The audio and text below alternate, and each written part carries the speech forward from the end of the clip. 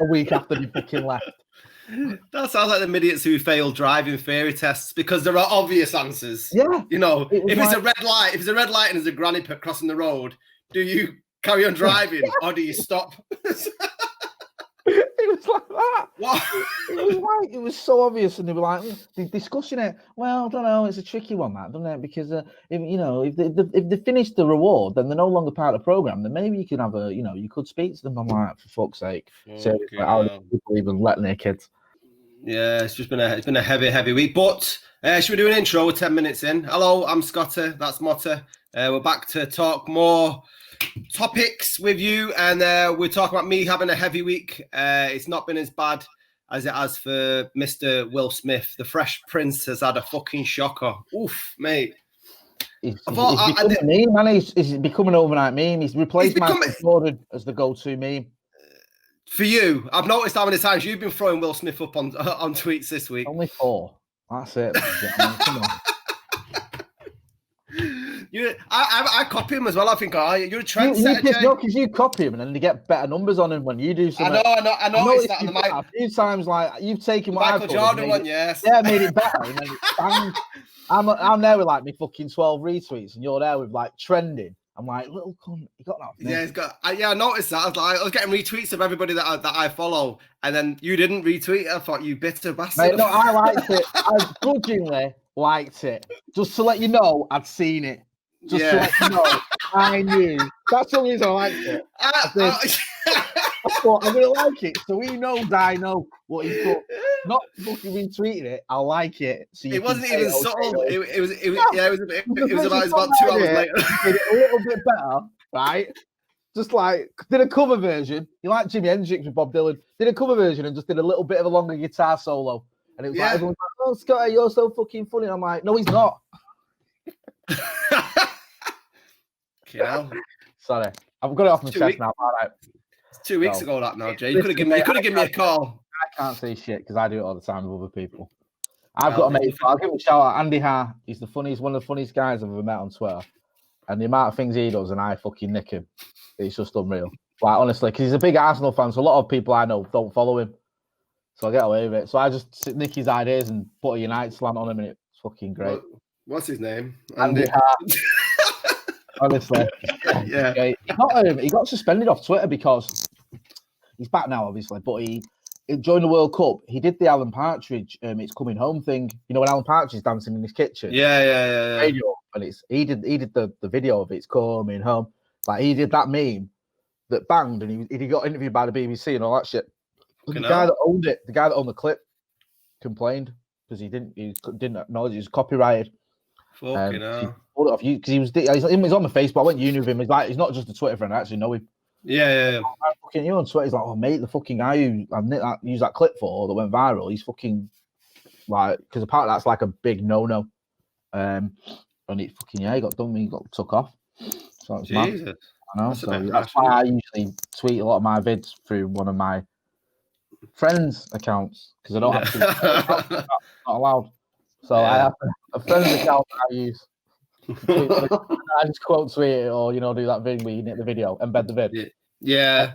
Anyway, I digress, mate. Go on, Will Smith. What's happening with him? Yeah. So yes. Well, unless you've been hiding under a rock, you'll have seen the Red Table Talk, which is Jada Pinkett-Smith's forum that she has on Facebook to talk about issues within her family and the wider public. And this week she brought herself to the table to discuss her. It's not an infidelity, and it wasn't a relationship. She referred to her relationship with August, I forget his surname, as an entanglement. It wasn't, there was an entanglement, and then Will had to put her in a place. Said, "Let's just call it what it was, please, Jada. It was a relationship," because apparently 4 years ago, the Smiths, who were something of a golden couple, weren't they? Very much seen in the public eye, weren't they? Jada and Will, sort of the holy couple that could do no wrong. And apparently they'd split up, and she's had a relationship with somebody else. And the person August, who she had the relationship with, has come out this week saying that last week came out and said that Will gave it his blessing. And have you watched the 14 minutes of it? I've never felt so sorry for a man in my life. It was fucking. It was sure. It was quite. emasculating, wasn't it? And he I think they did it because she sort of said he didn't give his blessing. They haven't got an open marriage. They've had these accusations in the past. Yeah, the Smiths, that they have an open marriage, and they've always denied it. And this was another case of them denying it and saying that it wasn't. They split up, or they were on a separation. And whilst they were separated, she had this affair or whatever you want to call it, and not an entanglement, which is just fucking ridiculous. Do you know what I mean? I've never heard anything so daft in my life. Do you know what I mean? Yeah. Advice to anyone watching: don't try and fucking have an affair and call it an entanglement and go back to your missus, because you'll be done. Do you know what I mean? An entanglement is just fucking non-existent. It just doesn't exist. It's either an affair or it's not. Do you know what I mean? An entanglement isn't a get out of jail free card. So so that was just nonsense. But the only thing I didn't like about it, I always think that every relationship is different, and I think you could put anyone under a microscope and people would judge it. People might look at the way me and my missus talk to each other or whatever. We have one of those relationships where we take the piss out of each other a lot. Do you know what I mean? Like joke a lot and swear at each other a lot. And people don't. Some people might look at that and think it's a bit OTT. Anyone's relationship you put on a microscope, I think people will find flaws in it, and it's each to their own. Do you know what I mean? If that's what works for you, that's what works for you. Do you know what I mean? It's like, that's fine. So I get that, and I think you can be a bit like sanctimonious with everything, but there's no denying that for me, if that was the other way around, what I didn't like was she sort of made out like it was almost his fault what she'd done. And I just thought, if that was the other way around, and it was a guy with his missus there saying, well, I did what I did, but you had it coming, sort of thing. Yeah. People would be going, that's spousal abuse. Do you know what I mean? They'd be going, oh, that's out of order. You're almost gaslighting him there. You're saying, oh, well, I did what I did, but it's your fault. And he's got to go, oh, is it? Oh, okay. Yeah. There definitely would have been a cancel Will Smith party if the shoe had been on the other foot. Of course. And I mean, I found it a little bit distasteful. I wonder where his head's at. He looks a bit sort of gone, doesn't he? I know I've been making memes out of it, so I can't take the higher ground too much. But he looks pretty devastated. But I mean, you said the holy couple and everyone likes him. I've always had a little bit of an issue with Jada Pinkett and Will Smith since the whole Oscars so white thing. Because listen, I know there's racism in the industry. Me and you've spoken about it in the film industry and in other industries, in the entertainment industry, full stop. Me and you've spoken about it extensively on this podcast, and I'm all about that, and I get it. I'm not denying that. But when you had the Oscars so white, and you had Jada Pinkett-Smith, do you remember? She was one of the sort of cheerleaders of this, and she said she was boycotting the Oscars because there was no nominees from an ethnic minority background for the acting categories. And this was off the back. Doesn't matter how you put it. It was off the back of Will Smith not getting nominated for Concussion. Everyone thought he was going to get nominated. He didn't, and then Jada Pinkett-Smith said, I'm boycotting the Oscars. You remember Chris Rock said, that's like me boycotting Rihanna's panties because she went invited anyway. When the fuck is Jada Pinkett-Smith ever been arrested? Do you know what I mean? Because he presented it that year. And he's like, Jada Pinkett-Smith. Like, just fucking laid into her. But the reason I sort of saw my ass a little bit was because I didn't think for 1 minute that he deserved an Oscar nomination for that film. I thought his performance was bang average, and I thought his Nigerian accent was fucking terrible. I remember that. Yeah, that was terrible. It wasn't a good. Yeah. And it doesn't matter how you want to say, oh well, it wasn't just about him. It wasn't, because he went on Graham Norton saying it's not just about me, and it fucking was. You didn't get nominated. You spat your dummy out. You tried to make it about race. And the thing that really sort of ground my gears about this, nominations are subjective anyway, right? Me and you could watch. We've done it. You pick your 5 best films, or you pick your 5 best actors, and I'll pick mine, and we'll come up with totally different views, yeah? That's not necessarily racism, that's just fucking, opinions. But I get the problem you've got with the Oscars and other things is a lot of the people at the very top of the film industry are white, and there's not enough diversity, and I get that. But what annoyed me a little bit was I think it was the year before, David Oyelowo, I forget his name, I pronounce his name wrong, forgive me, who played Martin Luther King in Selma, was a fucking masterful performance, right? Yeah, brilliant. It fucking was. Playing the most iconic man of the 20th century, in my opinion, and nailing it. Not on impersonation and interpretation, just fucking nailing it. I had tears in my eyes at one point when he was giving his speech. And that's no mean feat. He didn't get nominated. No one gives a shit. Small British actor. No one cares. Will Smith don't get nominated for a piss poor performance or a bang average performance. I don't want to be overly harsh with a poor accent. Let's fucking boycott the thing. Come on, man. Do you know what I mean?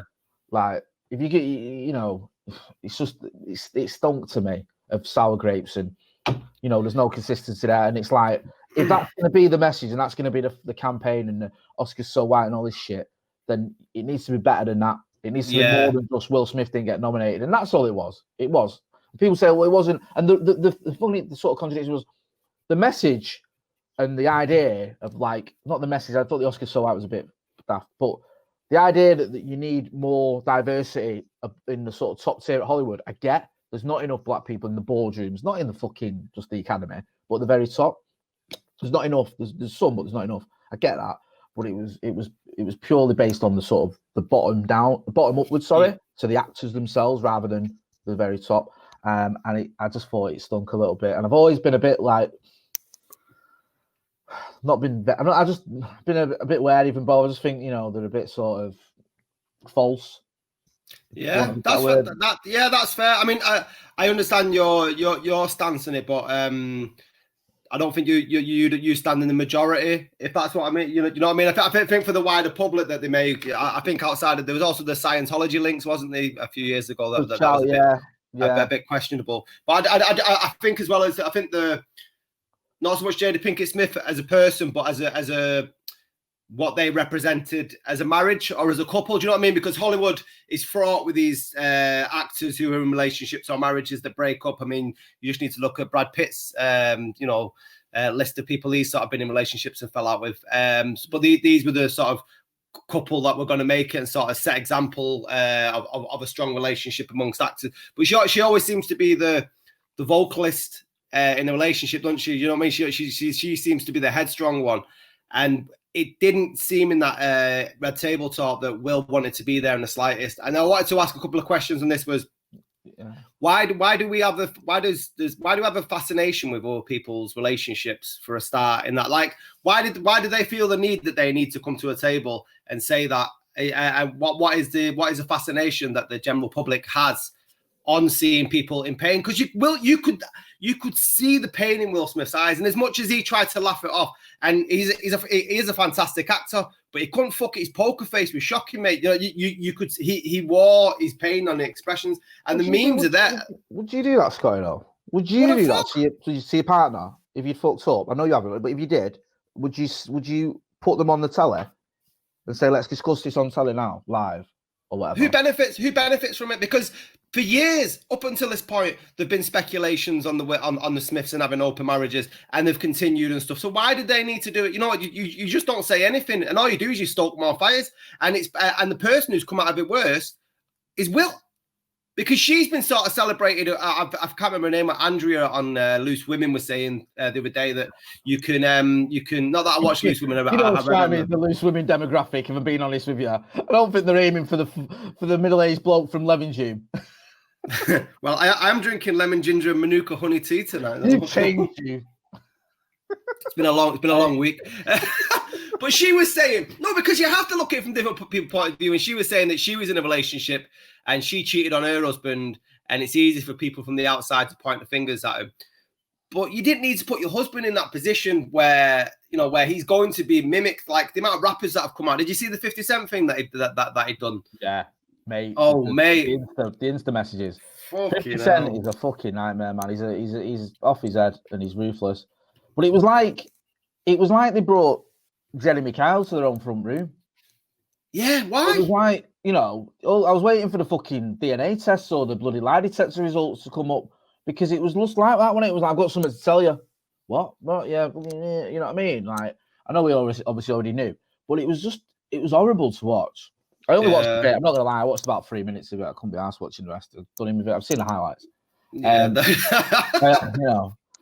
I get the gist of it. I get the gist of that particular synopsis, that particular story. But I don't know, man. I just think this is the thing that disappoints me as well. Is like people speculating as well, aren't they? Oh, she's got dirt on him, or he's done something, and it's like you don't know. And again, if victim might be a bit of a strong word, but if anyone's the victim, maybe it's him, and yet he's being made to look like he's the one that's done something wrong. Yeah. And I just think that's where I think if it was role reversed, if it was sort of, you know, genders reversed, whatever, would it be the same? Yeah, because if Will went on the Red Table Talk and said, I don't know much of it you actually seen in the highlights, but she was saying that she was in pain and she needed to feel good, and she'd not felt good for ages, and that was the sort of reason she got into this entanglement. But if Will had done that and go, like, I was in pain, and and I just wanted to, I needed to, that excuse would not lie. Isn't it a son's mate or something as well? Yeah, I'm not going to use that fucking word ever again. Entangled with the lad she had an affair with. Isn't he your son's mate? Or am I? Yeah. So I think Jaden's mate is August. His surname escapes me. He's a musician, and apparently he went. And this is another sort of weird twist on it. I think his name. Yeah. So August went to the Smiths to try and recuperate because he was ill. I think he was really mentally ill, and he had his issues and stuff like that. So I mean, what sort of person does that? How does Jada Pinkett still come out of this good if she's sort of manipulating this young musician who's a son's mate? It's like it's nearly Richard Keys shit. This, you know. Maybe. Do you reckon she said to him, to her husband, William, it was really nothing? I'm sorry. I've been dying to get a Smith fucking pun in all fucking through this conversation, so I had to get one off my chest. Yeah, I don't know, mate. I think it's just it all stinks really weird. I think even if it was your neighbours, it'd be weird. But for a Hollywood couple in the limelight, it's all a bit odd. I don't like judging people's relationships, but they're sort of forcing it to everyone because they're going, look, This is us. This is what we're doing. So I just think, I think no one's really come out of this looking great. No. That's the thing. And your average man, me and you, do not give a fucking flying shit what Jada Pinkett and Will Smith are up to. And if they'd have just not said anything or released a statement, I very much doubt me and you would have bothered to include that in our podcast. I can always guarantee we wouldn't have. So they've just, you know, me sat here, we've seen what the tweet that Jada Pinkett Smith put out. You know, no. It's the fact they've done this video, which has gone viral, which everyone's talking about, which looks really odd, which has turned Will Smith into a meme, which has had everyone sort of, you know, oscillating wildly. Oh, you bastard. I've been trying. I'm like, when's he going to wrap up this little spiel? I've got to try and get a Smith plug in there. How did you pick that one as well? That's so random, literally. Sorry. But yeah, it was, it's, I think now the sad thing is as well, whether they like it or not, they're under a bigger microscope as a couple. Yeah. Everything's going to be judged. Everything's going to be analysed. You know, every comment, every interview, everything. It's not going to get any easier. You know, the nature of the beast with Hollywood, with celebrity, with social media, with everything that they've embraced and amplified this with. You know, it will eat you. It will. So I hope they sort it out. I know they've got kids together. They've been together for a long time. But yeah, I just, you know, in the grand scheme of things, it makes absolutely fuck all difference in my life whether Will Smith and Jada Pinkett Smith stay together. And being brutally honest, do you know what I mean? It's not like the kids are fucking 4 and 5. They're like 20. So, and they'll be well kept over even if they were 4. You know, well, if they were 4 and 5. Yeah, well, let's move on. Because I'm struggling for a Smith's pun. Right. Boris Johnson's roadmap. Do you have any faith in it? Because for me, it just seems like it's a roadmap for him and Dominic Cummings to drive the country off a cliff like Selma and fucking Louise. He seems to think that everything can get back to the normality by Christmas, despite there being large concerns that there is a second wave with predictions of anything up to 120,000 more deaths coming our way. And considering the last lot, we were predicting 60,000 at worst case scenario, and we surpassed that. Do you have faith that we're going about things the right way, or are we just doing the usual British bulldog spirit and bite your bottom lip and just fucking running head on into the same sort of shit once more? The latter, to be honest with you. I think there's now the worry I have is it's blame shifting. Me and you've spoken about this many times on this podcast. we started this podcast during lockdown, obviously, so it's always been a topic ever since we've done this. And I get the idea that it's not even about saving lives and what's best. I think it's about the economy, obviously. I get the economy and saving lives can go hand in hand. You know, if people don't have money, it can lead to, death or whatever. But I think it's more about the economy than people's health and safety. And I think, secondly, there's a big element of we fucked this up. We need to shift the blame onto people. So we come out with vague instructions that are open to interpretation that aren't enforced. So we can say, well, we gave them instructions, they didn't stick to them, even though you've seen ministers contradicting themselves on interviews this week about what the actual instructions are. And the influence of Dominic Cummings is just fucking unreal to me. I mean, you've always had, right, for starters, you've always had sort of these spin doctors or advisors, whatever you want to call them, who've had influence in government. Alistair Campbell had a lot of influence over the Blair government. He did. He wasn't elected. He'd not even been fucking around Blair that long before Blair got elected. I think it'd been a few years. But he became a massive part of the government, and many people believed it was him pulling the strings behind Blair's prime ministership. And now you've got Dominic Cummings, so it's nothing new, these types. And I think that Boris Johnson is a sort of lazy fucking idiot who lends himself to someone making his decisions for him because he just can't be asked. If I'm being honest, I just don't think he's cut out for the job at all. I don't think he even wants to do the job. I think he just wants to be prime minister in title without actually doing any fucking decision making. Do you know what I mean? So yeah, I just think we are on the fucking, it is Max and Paddy's road to nowhere, isn't it? It's like, I don't trust it. You just spoke about Christmas Day. We've heard the thing now about football matches October. I know. Wow. My kids personally, their school is opening again in September. And I just, I'm no Tory, right? But you can put it all to one side and say, we need a government. I get that. You just want to be able to trust the government. And I just don't.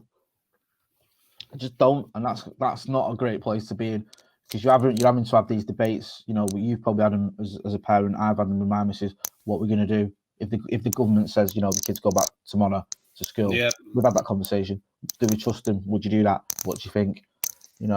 It's been very confusing. And it just pains me, man, because I still see the polls, and I see that Labour are still behind in the polls, and I think, what the fuck has this government got to do to get, become unpopular? It's just been an absolute farce from start to finish.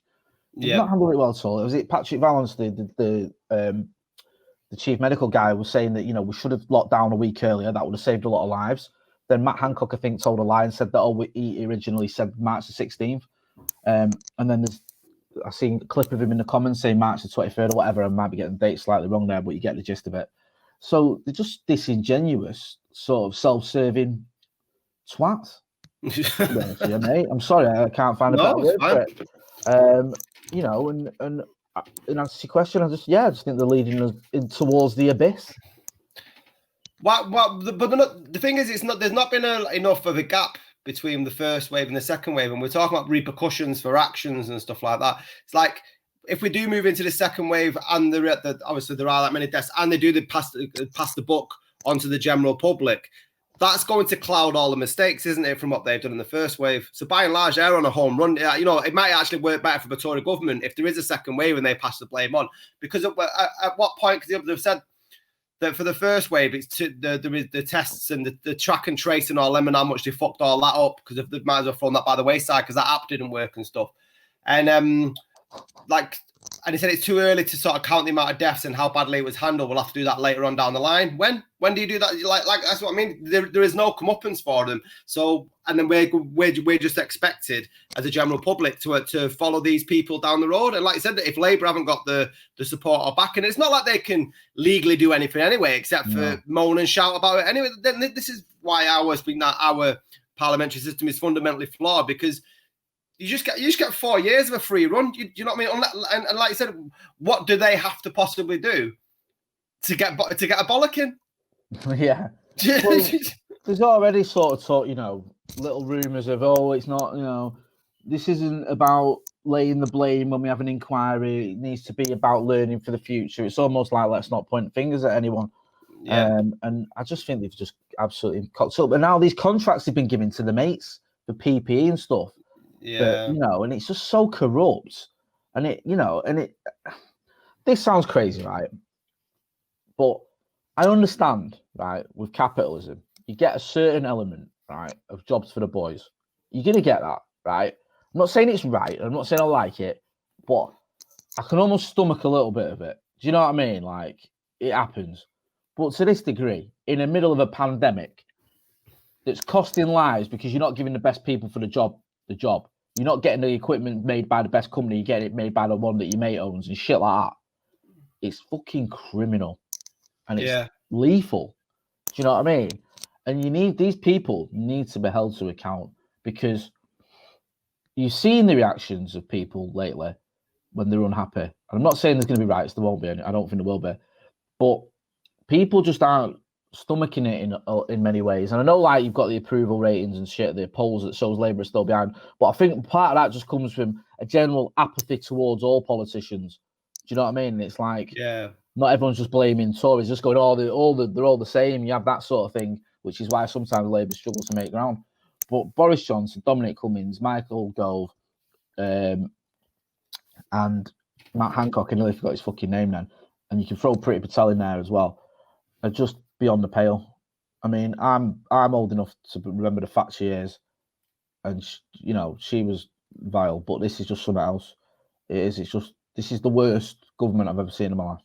Yeah, I'm not saying this is a pandemic. A pandemic's just sort of highlighted it more, but they are. Yeah. They're horrible. It's like the hiding in plain sight. Is that the right way of saying it? Because they're just, like the contracts for the boys thing. I think when a Tory donor gave a load of money, and then he got a contract for I can't remember the actual money, but was it the Robert Jenrick one, the housing? Was it the housing thing? Yeah, like how the fuck is that legal? Exactly, but it's criminal. So if you're a Labour government, then you should be forcing the issue where you can back me up because you might be more politically astute than what they can and can't do. But why are they not getting brought up in front of a court? You know what I mean? If it's there in black and white and newspapers are doing it, the worst thing that happens is that the polls go down. That's the worst thing that happens to a Tory government when they act like this. Like you said, the contracts with the boys with the PPE, the fucking oxygen masks and stuff like that, and they're saying that we're preparing for the worst going into Christmas. But who's making all this equipment? Do you know what though, mate? And this is why I think the press needs to step up more. You look at the expenses scandal in 2008, 2009. Now, one of the reasons the expenses scandal, in my opinion, was so prominent in the news was the Telegraph had it. Yeah, they got the pen drive with it all on. Now, to be fair, they went after the Tories as well, but they went after Labour. The way they ran it, they ran a week of Labour, hammered Labour for these expensive scandals, and then did a week of the Tories. Now, by the time they got to the Tories had a week or 4 days, I think it was, of a heads up. But then you had a lot of the Tory things were worse, like the floating duck pond and the fucking, the 4p for petrol and shit like that. Just like what are these people, and the Chase Lounge from fucking Harrods and shit like that. Yeah, and you're like, what? And I'm struggling to make ends meet, and these twats are spending money on fucking nonsense. But the press then, not just the Telegraph, the press got onto it and they hammered him for weeks, not just for a news cycle. It went on for weeks. Do you remember? And it was one thing after another. Yeah. This guy's claiming for fucking, I can't remember what it was. It was something from IKEA. It was like something you stick in your light that was like 2p. Do you know what I mean? It was like nonsense, just paper clips and shit. They were filling out a full form to get 2p for a paper clip and just nonsense. And Liam Fox, who's still got a fucking job, I think, he claimed for like driving 100 meters down the road in petrol, literally to the end of his drive. It was just nonsense. And like, how scavengers is that? That's what I mean. It was just constant, and it was like, there was, not to mention the guy claiming for porn DVDs and stuff like that. It was just ridiculous. Hell. Yeah, it just went on and on and on and on, and the press just didn't let up. It was relentless, and that's what the press needs to do now. They need to be just not going, Robert Jenrick, it's a bit out of order that. We'll run a headline on that and then we'll forget about it and move on. Fucking hammer him constantly, because then what happened was they got hammered that much, they had to react to it. There was a general outcry amongst the public, and it made their lives difficult, the politicians' lives difficult, because you just had no public backing for anything. Do you know what I mean? Yeah. They were doing, Gordon Brown tried to shift the narrative onto something else. I think he he had a new policy when it came to nurses, which was a good policy, but no one cared. No one gave a shit because it was all about the expenses and what are you doing about expenses and how you're fixing the expenses scandal. And that's where we should be at now. I get the government are in a difficult position with the pandemic, yeah, but they're not doing the job. That's the fucking short and long of it. But I mean, the press will only print stories because most of the press are run by advertising now, aren't they? You would say so. The stories have to be big enough for the general public to buy the papers, so they can sell the papers to make the advertising. That's generally how it's broadcast. Journalism isn't like how it used to be, where the story, whatever the biggest scoop was for you. So you need to have the public buying into the scandal first and foremost, don't you? Because if nobody gave a shit about the expenses, then that story wouldn't have ran as long as you. Yeah, I don't believe it would have done anyway. But it goes back to the point that you were making about apathy towards politicians, and I wonder if that's where we're at now. Is that everyone, nobody gives a fuck. It's a very good point. Because everyone's like, when you're talking about how we're dealing with the situation, I've got people that are like Labour voters, but they've sort of lost all will to sort of fight against anything with Boris Johnson. They just don't care anymore. And I've got like them talking about masks, and that's something I want to talk on next. Is that like to wear a mask or not to wear a mask, and the outcry with that, because the general public literally don't have a fucking clue which way they're turning. So I don't think we know as a whole what we're supposed to be angry at, because it's the way the year is unfolding. I think that they're just generally lost in the moment, and I think a lot of people bought into the furlough scheme, which is our money that we're getting back to help you, everyone. But it seems to have been spanned that Rishi's one of the boys. He drinks Yorkshire tea out of his £180 fucking cup. But he's saved jobs and he's give us our money. No, he's give us our money to save the country. And then what's going to happen? We're going to pay for it through the nose later on, because the taxes will be risen. But somehow it's been spanned like fucking Rishi's saved the day. Yes, as soon as it all came out, and like, they're saving the arts now. Yeah, but where's the money coming from? It's our money. It's not like they're doing us a favour. And that seems to be the general narrative that runs through when you go through social media. Oh, he's all right, Rishi. Look what he's doing. Fuck off. And that's what I mean. The way it's being spanned left, right, and centre through. So, and it's not. I think back in the expenses, it was probably more obvious when you had right and left wing leaning papers. Oh, yeah. Would you agree with that? I think it's probably more right leaning papers nowadays that are sort of skewing the balance towards more right wing politics, which again will dictate into the public. But yeah, I just think it's a massive apathy at the moment from the public, who just are that much either confused or lost into who or what they're supposed to be angry about. Because let's touch on the mask thing now, because people are getting angry because they're being asked to wear fucking masks. And before we get into should you wear a mask, let's talk about if we should wear masks. Why are you implementing it in 2 weeks? Why are you not doing it now? If you know it can save lives, why are you telling us it's coming rather than say, well, let's just do it now. Let's, why not? I went to Asda tonight. I was wearing a mask. Why not do it now if you need to do it in 2 weeks? Surely, prevention is better as soon as possible. Don't stop smoking. Just stop smoking about another 3 months, once the cancer's gone too far. Well, fuck it. Well, yeah. And the thing is, right, you tell people that you're going to do it in a few weeks, whatever, on the 24th, whatever it is. And like, people think, well, the fact that you're waiting means it's not that important anyway. Yeah. Do you know what I mean? It's like, if it was vital, you'd do it now, like you just said, today. Right. Wear a mask today or tomorrow, if you haven't got one.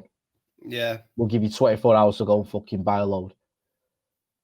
But if you say, well, in 2 weeks' time, we want everyone to wear a mask, and people think, well, it can't be that fucking important. Do you know what I mean? It's not like you're saying in 2 weeks' time, we want everyone to start wearing a seatbelt. Do you know what I mean? Yeah. Everyone like, have 2 weeks off wearing a seatbelt because it doesn't really matter. You know what I mean? It's fucking mental. So that automatically gives people the impression that it's not everyone. Most people, like myself, I will wear a mask. I'll be honest with you. I'm buying into the idea that it's not about protecting me. It's about protecting the vulnerable. I get that. Do you know what I mean? My missus suffers from asthma. And the last thing I want is a girlfriend in a coma. But no, Sorry. It's 3-0. Open goal out, wasn't it? No, but says my mum's vulnerable. She's a cancer recoverer, and like, if you're saying it's about me not spreading it, I get that. Okay, I'll do it. But then why not now? If you said to him, do it now, I'd do it. Do you know what I mean? Because I don't mind these little minor inconveniences. I don't mind that. Even if it turns out it's a load of bollocks, so fucking what? I've worn a mask and I didn't need to. Who gives a shit? Do you know what I mean? That's my attitude. That's not everyone's, it's mine. Yeah, I don't really care. If it turned around and the scientists say, you know what, in a year's time, wearing a mask was actually a waste of fucking time. Who gives a toss? That's not really bothering me. Do you know what I mean? Like, I'm okay with that. So I wore a mask and I didn't need to. Jesus Christ, I smoked fucking fags for 20 years. I didn't need to. Do you know what I mean? Like, let's have it right. So, so I don't mind that at all. But it's just a lack of clarity. Lack of clarity. And it goes back to when you were talking about the blame culture, because once you start putting this confusion on the general public about the importance of stuff, then they can turn around and say, well, we did tell you to wear masks. Yeah. What, 3 months into the fucking pandemic? Do you know what I mean? That's like, that's like fucking after we've hit the iceberg, telling you, we did tell you not to get on that boat. Fucking nice one. Not going to do now, is there? Sinking. So, yeah, it is really scary. The ineptitude and the confusion. And there's still that still a part of me that just thinks, you just got to go along with it. And I think a lot of it is fears as well. If I went out without a mask and everyone's wearing a mask, I know that, there's people who, elderly or whatever, who may look at me and be worried. He's not got a mask on. Do you know what I mean? The elderly, by and large, tend to believe the government. I'm not saying they're all naive, just they're from a different generation. And obviously, they're the more vulnerable. And they might be looking at it going, well, he's not wearing a mask. Is he putting me at risk? And they can't relax. So, yeah, I will toe the party line for once. But it's been a shit show. And there has to be culpability. Do you know what I mean? There has to be, man. You can't just have, in a year's time, whether they go, well, now, we don't want to get into the blame thing. Let's just move on and let's learn for the lessons for the future. These come around every fucking 100 years. Do you know what I mean? Yeah. Like, okay, in 21 sweaty, they're going to learn from our mistakes, are they? Yeah, nice one. No. I want people to be held to account for I don't even think it's negligence. I think it's misconduct.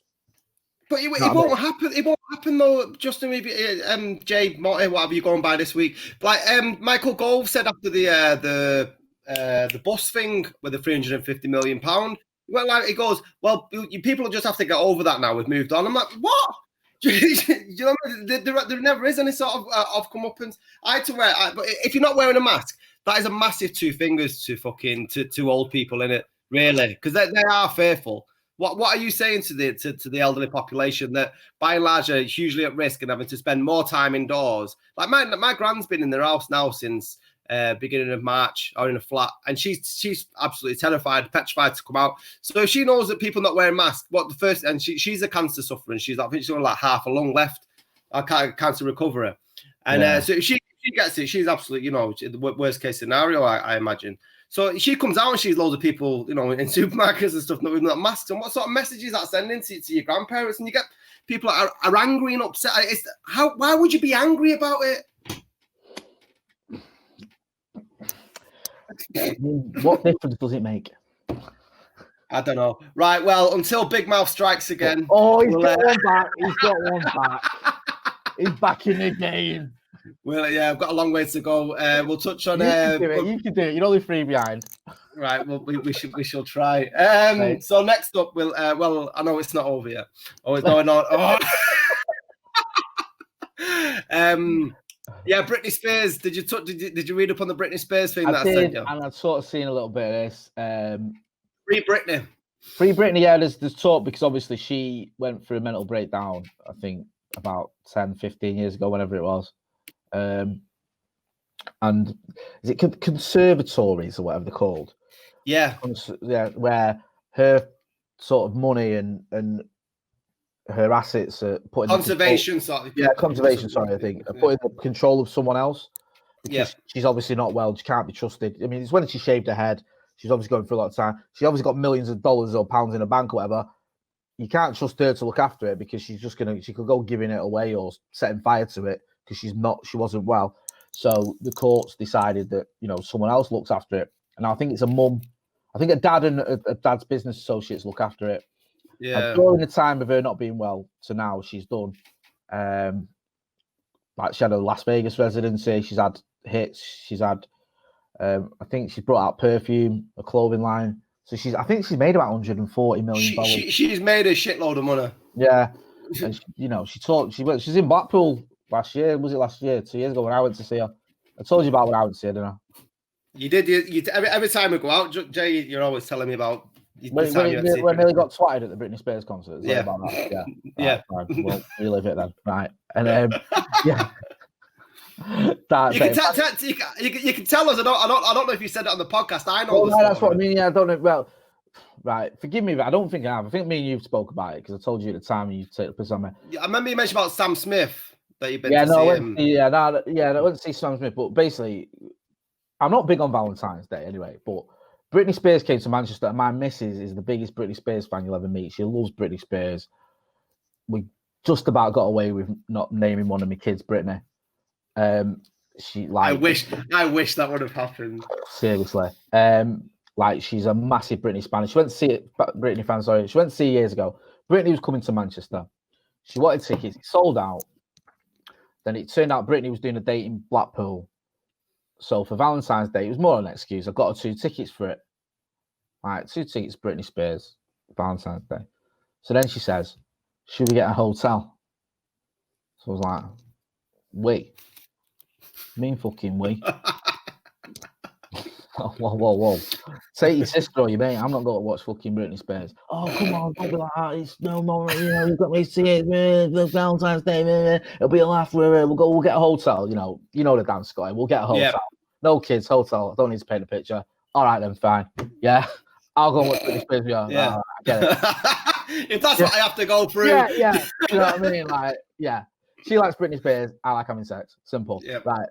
Yeah, we'll go in. Right. So anyway, we get to Britney Spears. We got there early. It's on Blackpool Beach.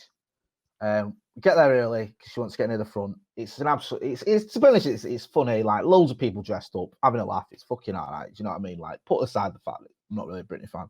It's you know what you're gonna get. It's fine. So we're right at the front because we got there early, and there's Pitbull was on first. Great. He comes out and says, "Hello Birmingham." No, he says, "Hello Liverpool," with a big fucking Blackpool sign on Blackpool Beach and fucking the Blackpool Tower in front of him. And then he does his songs, all them songs that you love of his, and goes. And what had happened was we were at the front, right? There's like a VIP section, then there's a front bit where we are. And there's these 2 girls who are about 12 who stood there at the front. Anyway, these 2 women come over who are about 50 odd, maybe 60, steaming, got a bottle of vodka, drinking vodka from the bottle, like they snuck in in the handbag, you know what I mean? And they stood right in front of these 2 girls, right? And like they're sort of banging at these girls and they're fucking being dead loud and all this shit. And these girls are like head down and, like trying to look over them and everything. And I felt a bit sorry for him, do you know what I mean? Because I thought that could be my little girl, do you know what I mean? So, and my missus is, that's out of order and I'm going to say something. So I thought, all right. So I tapped this woman on the shoulder. They're all in double denim, these women, do you know what I mean? Like, the dance. And I said to her, and when you do something, right? And you immediately, like, realise 0.1 second later, it's a bad fucking idea. Me and you've been through a lot of these in our lifetime. I tapped on the shoulder, and as soon as she turned around, I thought, I fucking should have just left it, man. Do you know what I mean? Like, this isn't going to end well. Yeah, this isn't going to end well. And I said, excuse me. And she turned around, right? And she's got these fucking long, black, brown, curly teeth. And she's gone, what? Right in my face. Right, stinks of vodka and all that.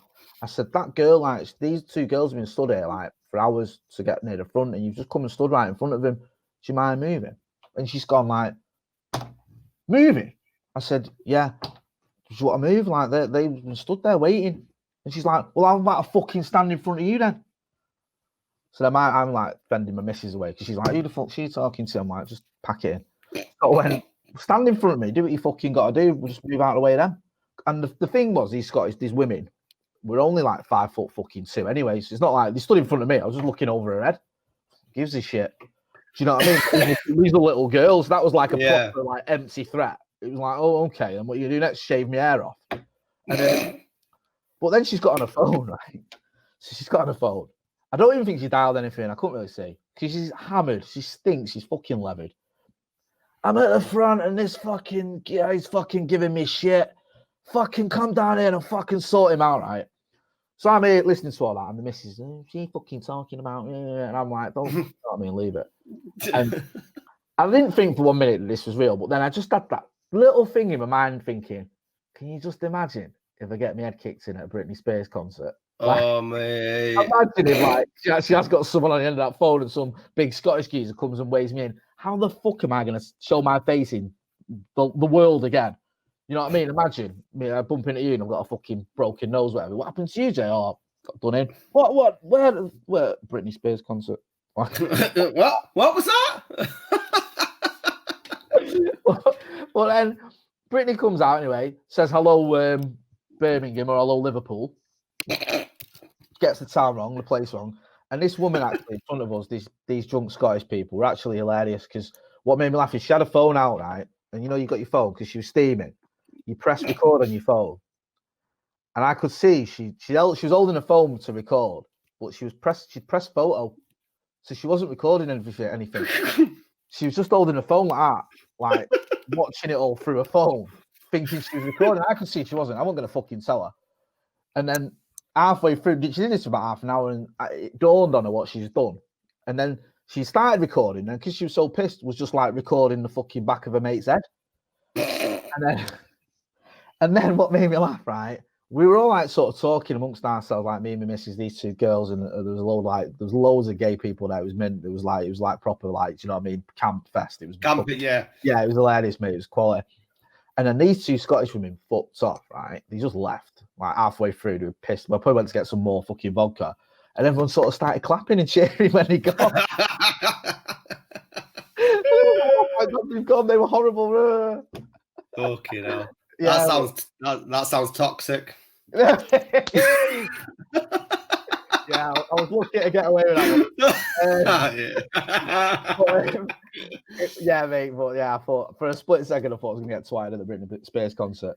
But did I tell you about the time? Go on. No, go on. I was gonna say, did I tell you about the time when I got punched at an old Gallagher concert by a very similar sort of circumstance? No. At Castlefield, right? Well, stop me if you think you've heard this one before. Hey. So we're at Castlefield Bowl, and it's an all-dayer with loads of bands on, and Noel Gallagher was headlining.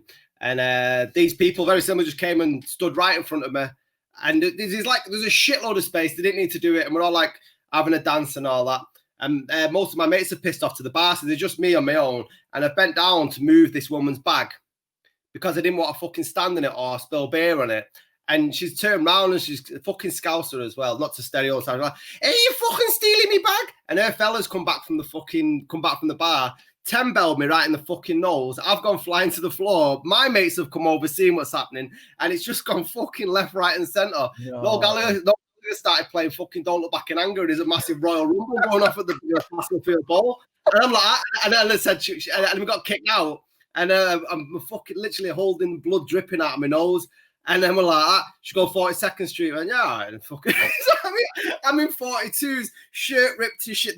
You'd let anyone in there. Yeah. Nose is booked to fuck. Same. And then, yeah. They let you in when you're handcuffed to a copper in there. They don't give a fuck. Mate. But yeah, gigs can be ruthless, man. When the amount of people there. Where was that? Where was the gig? Castlefield Bowl. Right, because my mate lost a tooth, but I think that was at Oasis at Old Trafford. But it was Scousers as well. I'm not stereotyping Scousers, but yeah, you know, when they like pissing in a pint pot and throwing it. Yeah. That it was like, but right in front of him, on him.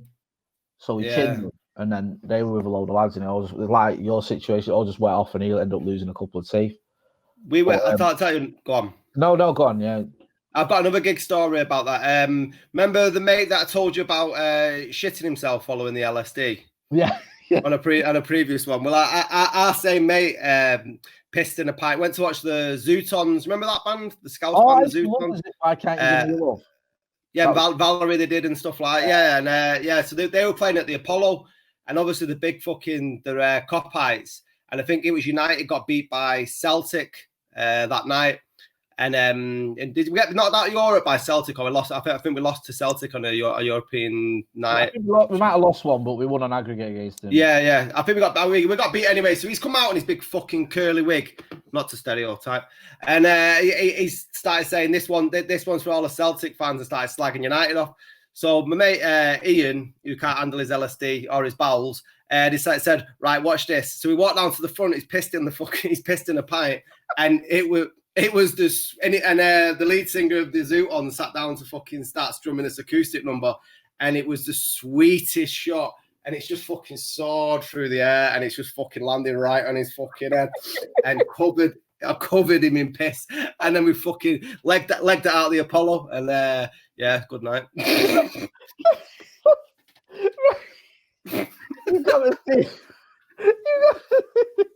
Mate, it's so fucked up, isn't it? Like, the Celtic fans fucking. That's it. He was raging, and this was back in the day where wearing white jeans might have been acceptable. Honestly, it's like he goes, I'm not fucking having that. Watch this, zip. And then you could see it, but it's like, slow motion just flies through the air, and it just lands on his curly wig. So I'm so infuriated by him saying that. This is it. This night is over for all of us. I'm fucking over. Like, seriously. They say you shouldn't throw piss at people, but fuck off. Yeah, I mean, when certain actions bring on consequences. Well, if you're going to go to Manchester and bring reference to Celtic beating Manchester United Football Club, then you deserve to get urine thrown at you. Yeah, well, I was talking about Scousers and stuff, but fuck, Britney Spears is gone now. I'll move on. So I used to work in. One thing about Britney Spears. Yeah, go on. Sorry, I apologise. The other thing is, she's been through a lot, and I do like her. She got someone on stage that night as well. She's just a lovely girl. She's been through the mill. Touch of the sort of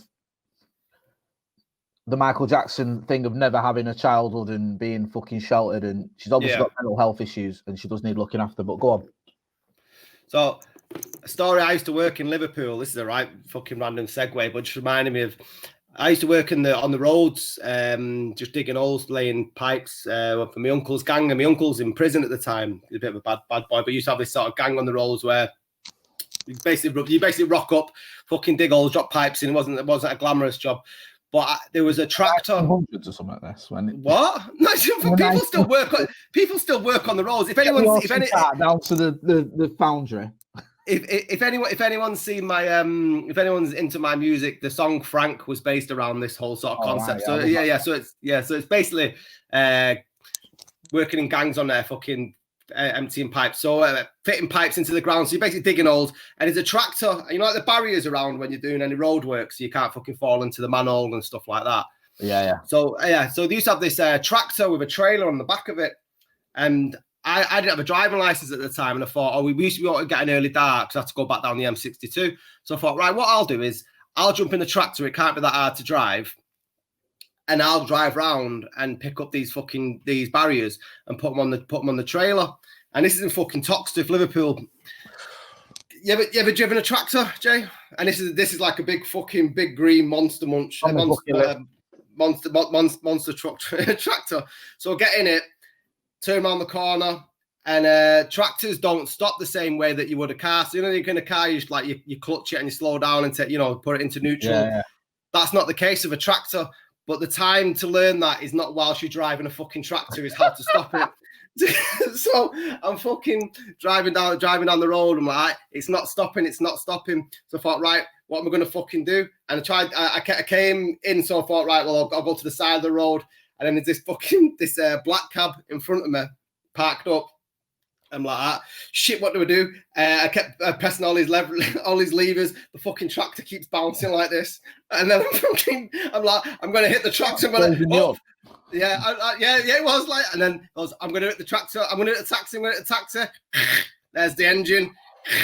There's the fucking, so I'm literally on top of it. And then I think, handbrake, pulled the handbrake.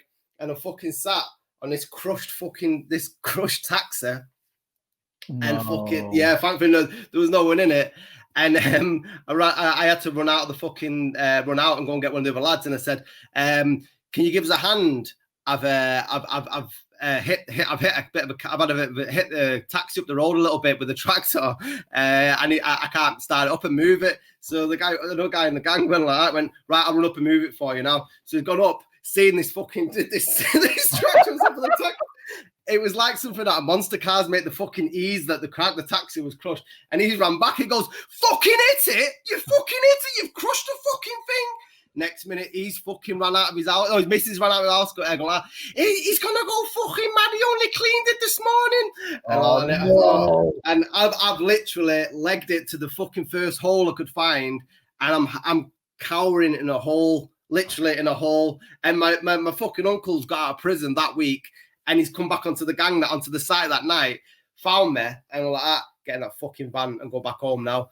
And then I'm just in the fucking, I'm in the van going like, what the fuck's going on? And all the local gangs of fucking Toxteth came out, all the local kids trying to fucking kick off. Really? Get the van back to the church pub, because that's obviously where you go. And then all the boys had phoned ahead. And then fucking, I walked in the pub and they started playing Big Yellow Taxi on the fucking jukebox as soon as I walked in. And all that Taxi for Dave. I'm like, you fucking bastard. Mate, it was like that. Bang, bang. How old are you? 23, 24 maybe. Fucking hell. A while ago, yeah. After one song? After Malia?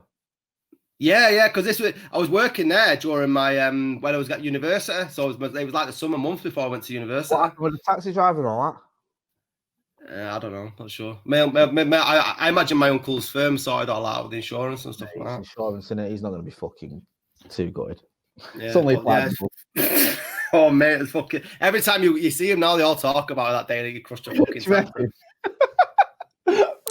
It was the way she ran out. Though, I was like, he's fucking cleaned it this morning. Yeah, well, that's the issue here. The fact he's cleaned it. Not the fact that his livelihood's just been fucking wrote off by some mank in a fucking tractor. He shouldn't be driving. Do you know what I mean? It's like some regional hate crime. Go around fucking Grand Theft Auto in taxis.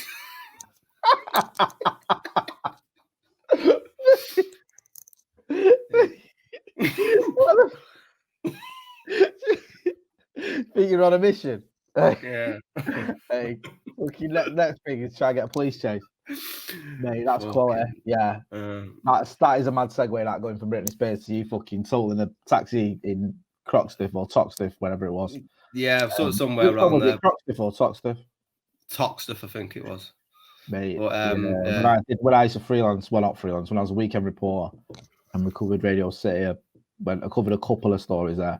They didn't like sending me there because of my accent, but sometimes I didn't have a choice. It's colourful, shall we say. Fucking hell, that was hard. Right, well, anyway, this night has opened my eyes. I've been Scotty. Hey. What's that? And he's been Motty. And thanks to everyone that's been watching and subscribing. Please carry on doing so. Get as many Smith's puns as you can in below. We look forward to another one on Sunday. We promise it's going to be a big one. Due to my calendar, we couldn't do it. And I was, Jay's lost his beard in the meantime, and it's looking good as well. That was only a joke, by the way, on Instagram when I was fucking messaging. No, I can't remember what you said. I mean, I've had loads, mate. But like you, obviously, you're my mate, and we have a laugh and all that. But I've had like comments on the channel, like people like getting a bit serious about it. Like, what have you done? Why have you done this? Like, fucking hell. I'm sorry, guys. Well, kids are happy. I've lost a bit of weight because I cut my beard off, so it's all good. But no, big one on. It'll be out Monday. Yeah, we're doing it. Yeah, and then so we're doing Sopranos Sunday night. Yeah, Sopranos Sunday night will be out Monday. Looking forward to that one, mate. Seriously. Don't forget as well to hit like, share, and subscribe, because I think we're up to about 800 odd subscribers, which is fantastic. We can try and get to 1,000 before he goes on his holidays. I'm not told about that. Fuck, I'm having a nightmare with that, but I'm not getting to that on the podcast. But yeah, hopefully I'm going to see the Godfather tour, going back to where Michael Corleone was from next week. So fingers crossed, and I'll be able to do a podcast live from there. Yeah, that should be good. Just watch out for any. See how we raise the bar on this fucking podcast, right? Yeah. I mean, we only started about 2 months ago. We're already international. Just watch out, Sicilian taxi drivers. That's all I'm going to say. Yeah. On Wednesday, see you later.